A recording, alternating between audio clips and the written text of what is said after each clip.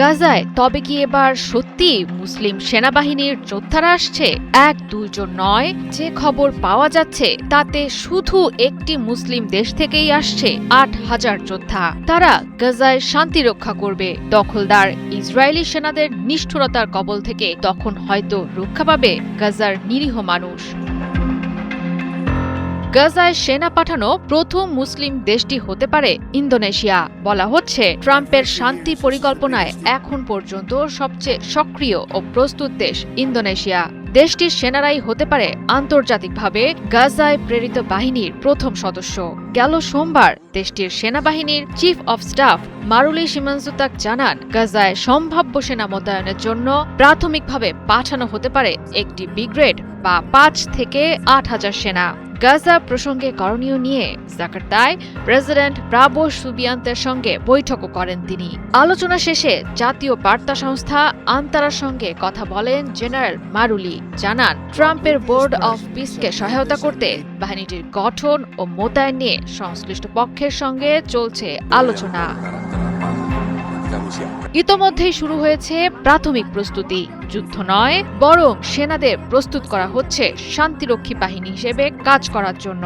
প্রকৌশল ইউনিট হিসেবে তারা মেরামত করবে ধ্বংস হওয়া অবকাঠামোগুলো, নির্মাণ করবে প্রয়োজনীয় রাস্তা, ভবন ও ক্যাম্প। পাশাপাশি আহত মানুষদের চিকিৎসা প্রদান ও ফিল্ড হাসপাতাল পরিচালনা করবে শান্তিরক্ষী সেনারা। গাজার দক্ষিণ পূর্ব অংশে অফিস ও আবাসিক ক্যাম্প স্থাপন করবে সেনারা।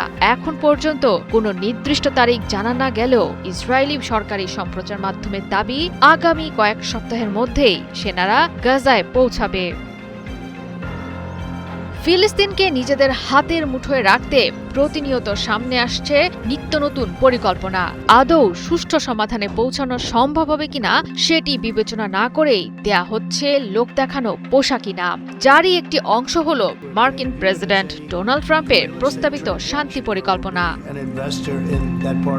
যেন এক জটিল গোলকধাঁধায় আটকে গেছে ফিলিস্তিনের গাজা। বহুদিন ধরেই দেশটিকে নিয়ে ফুটবলের মতো খেলছে দখলদার ইসরায়েল এবং তার মদতদাতা দেশ আমেরিকা। গাজায় শান্তি স্থাপন প্রসঙ্গে ইন্দোনেশিয়ার সেনাদের অন্তর্ভুক্তি প্রমাণ করে গাজা বর্তমানে আন্তর্জাতিক নিরাপত্তা ও স্থিতিশীলতার ইস্যু হয়ে দাঁড়িয়েছে।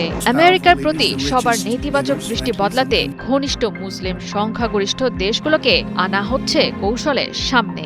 এ সুযোগের সদ্ব্যবহার করে ইন্দোনেশিয়াও চাইছে নিজেদের আন্তর্জাতিক গ্রহণযোগ্যতা বৃদ্ধি করতে। জয়া সরকার, ৭১।